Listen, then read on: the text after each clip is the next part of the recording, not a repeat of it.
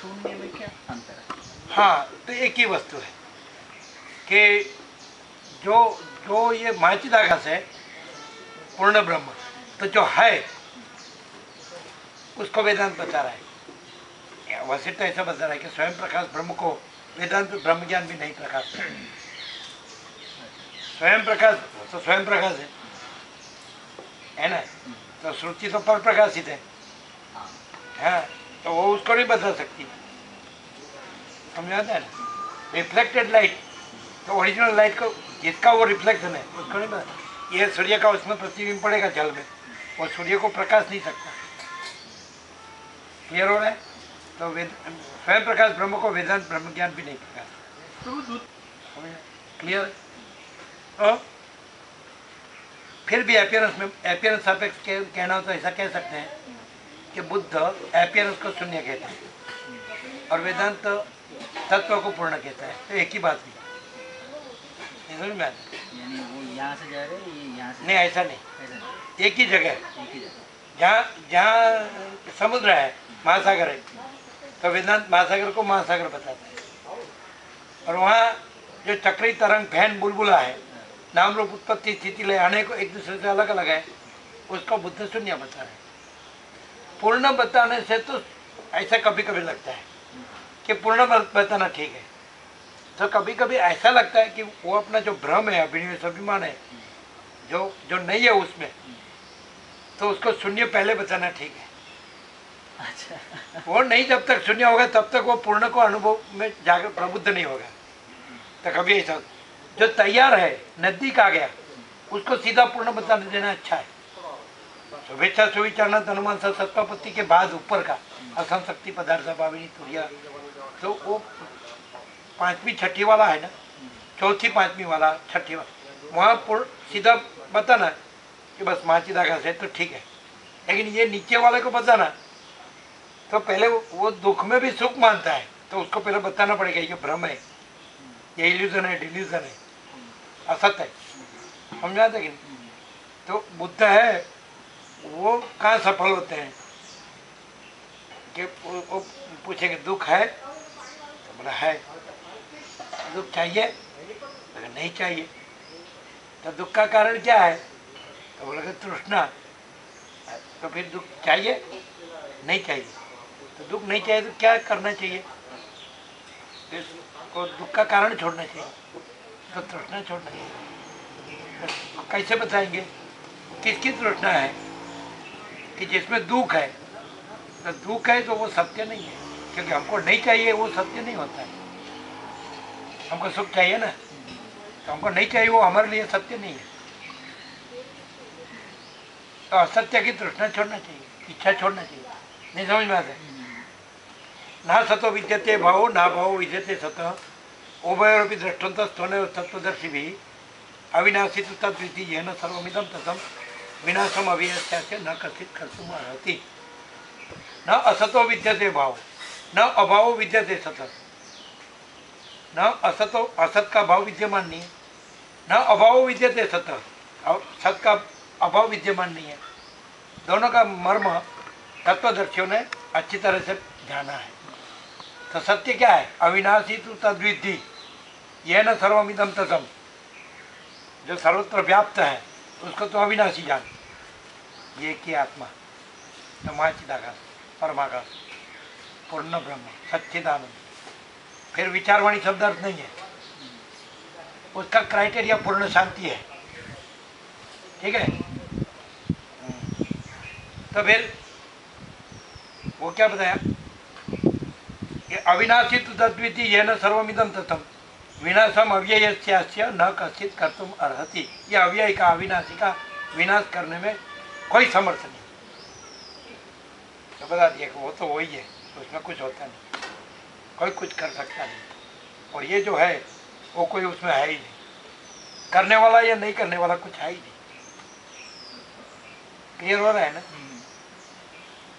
तो बुद्ध है ना, वो कहाँ सक्सेस होते हैं, दुख वाले के लिए वो सक्सेस है, जिसको दुख है, जिसको भ्रम है, मोह है, इल्यूजन है, डिल्यूजन है। तो इल्यूजन और डिल्यूजन को वो कुछ नहीं है बताने में बुद्ध सक्सेसफुल है। और जो ज्ञानी है तो उसको महाचिदाकाश बताने में वेदांत सक्सेसफुल है। समझ में आया क्या? ज्ञान नहीं है तो उसको महाचिदाकाश बताना वो सुनने का ही नहीं। वो शब्द ज्ञान होगा तो ज़्यादा हैरान होगा। हाँ, और परेशान हो जाएगा। और परेशान होगा। वो अनात्मा को आत्मा मानता है, वो अहंकार है उसको वो ब्रह्म मानता है, इसलिए डबल अज्ञान है वो। ये मैं देह हूँ एक अज्ञान, और ये मैं देह हूँ ये मैं ब्रह्म हूँ वो दूसरा अज्ञान। वो तो सच्चे ज्ञान को कभी स्वीकारता ही नहीं। विरोचन के जैसा हो जाएगा। यही तो हुआ है, फंस जाएगा बेचारा। यही तो हुआ है। दूसरा एक मेन क्राइटेरिया, यानी आम जनता के लिए हाँ, पहले बुद्धा की फिलोसफी थोड़ी बहुत पढ़ लेना ठीक है। पढ़ना नहीं है। मतलब वो कोई भी उसको यदि उसको ऐसा है कि मुझे दुख नहीं चाहिए हाँ, तो उसको कोई ज्ञानी जरूर मिलेगा। शास्त्र बड़े नहीं है। हाँ हाँ, ज्ञानी सदगुरु सबसे ये है जो ज्ञानी मिलेगा ना है तो तो सब क्लियर साफ हो, कर देगा। सब साफ करते। ज्ञानी नहीं मिले तो कुछ नहीं साफ होते हैं। शास्त्र ज्ञान से अहम बड़ा होता है, हाँ क्योंकि उसमें वैराग्य नहीं, विवेक वैराग्य नहीं है। हाँ वो अपने मन से सब मानता है कि मुझ मेरा मैं हाँ। सब कुछ हूँ।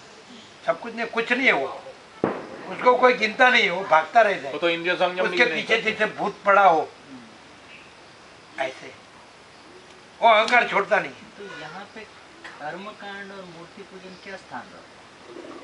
ये क्या है कि जैसे हम स्कूल में जाते हैं तो उसमें पहले 3 साल के बच्चे को किस में रखते हैं? किंडर गार्डन, क्या है, केजी, वो और नहीं छोड़ते। जूनियर, सीनियर, फिर प्राथमिक, फिर माध्यमिक, फिर उच्चतर, फिर ग्रेजुएट, पोस्ट ग्रेजुएट, पीएचडी। तो वशिष्ठ पीएचडी में आएंगे, है ना। और फिर पोस्ट ग्रेजुएशन में रमन महर्षि आएंगे। तो मैं कौन हूँ? वो है माई। तो फिर मैं दे नहीं दे हो ना हमको हम सो हम। सारे वेदांत का सार रमन बोलते 4 शब्द में समा जाता है। देहो ना हम को हम सो हम। देह मैं नहीं हूँ, मैं कौन हूँ? मैं निराकार हूँ, मैं चिदाकाश हूँ, मैं परम व्योम। ये पोस्ट ग्रेजुएशन में आ गए। फिर रामकृष्ण परमहंस ग्रेजुएशन में आएंगे। समझ में आता है क्या? अवतार है। योग वासिष्ठ पीएचडी में आएंगे। समझ में आता है क्या? उपनिषद को भी आप पोस्ट ग्रेजुएशन में ले सकते हैं। रमन के साथ। रमन उसके हाँ, ओम ब्रह्मस्मि बा तत्त्वमसि। है ना। फिर आप व्यास को ग्रेजुएशन में ले सकते हैं। समझते? फिर आप अभी आपकी जो भी आपकी जागृति स्टेट ऑफ कॉन्शियसनेस, तो आपको भागवत अच्छा लगता है, आपको शिव महापुराण अच्छा लगता है, भगवती देवी भागवत अच्छा लगता है, आपको गीता अच्छी लगती है, तो आप आ गए ग्रेजुएशन में। फिर रामकृष्ण परमहंस बोलेंगे तो हाई स्कूल और नीचे दल बड़ा चल आ गया, दल बड़ा आ गया, मठ स्कूल में आ गया। स्कूल में आ गया। स्कूल में से निकल जाना चाहिए, ग्रेजुएशन में से निकल जाना चाहिए, पोस्ट ग्रेजुएशन में से निकल जाना चाहिए। फिर पीएचडी भी नहीं है, फिर जो है सब। फिर वशिष्ठ भी नहीं है, सदाशिव वशिष्ठ काकुशल सरस्वती वाल्मीकि ये सब पीएचडी में। समझ में आता है? दत्तात्रेय भी पीएचडी में, अष्टावक्र भी पीएचडी में, और गौड़पाद जो अजातवाद है मांडुक्य कार्य का वो भी पीएचडी में। समझ में आता है? पोस्ट ग्रेजुएशन में आप उपनिषद को लो और रमण को लो, ग्रेजुएशन में आप व्यास को लो, समझ में आता है? गीता लो, भागवत लो, है ना। फिर हाई स्कूल में आप रामकृष्ण परमहंस को लो, समझ में आता है? फिर तो क्या उसके जाने की कोई आवश्यकता नहीं।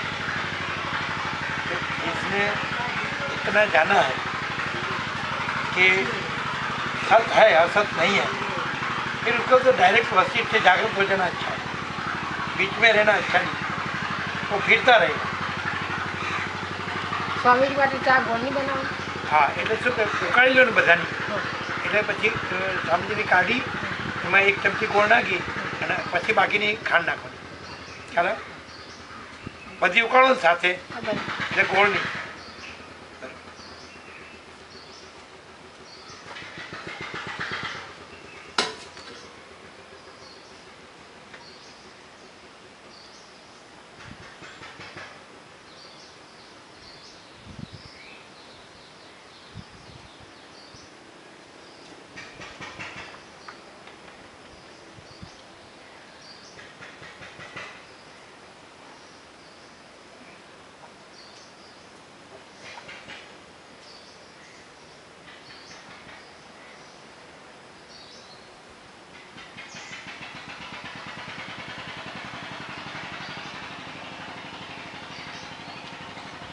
शास्त्र वासना भी नहीं लेनी चाहिए, गुरु वासना भी नहीं लेनी चाहिए, लेकिन सबसे बड़ा तो अहम वासना तो रहनी ही नहीं चाहिए।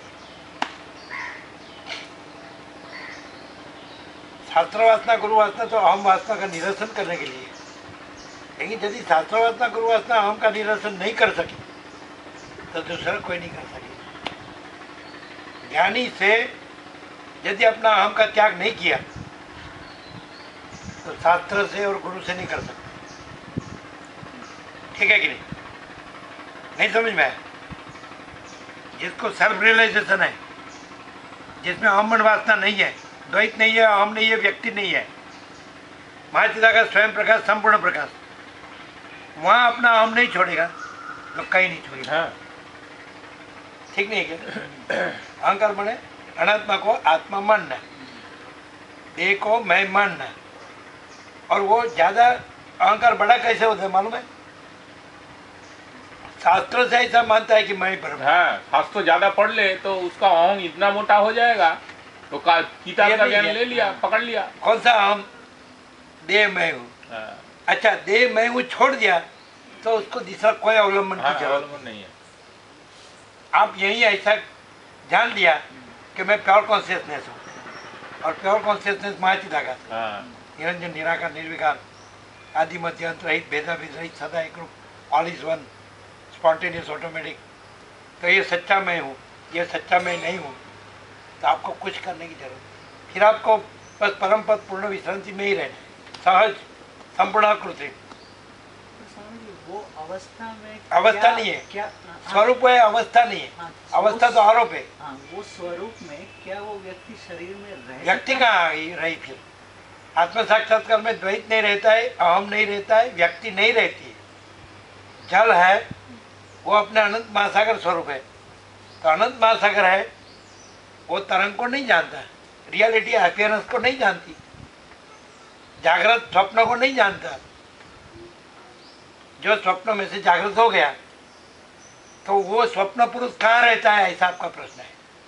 लेकिन वो है ही नहीं। आप जितने प्रबुद्ध होगे, रियलाइज करेंगे, तो आपको ये ऐसा नहीं लगेगा कि ये व्यक्ति है। हाँ, वो ये पेड़ है। कहाँ रहे, हाँ। ये है ही नहीं।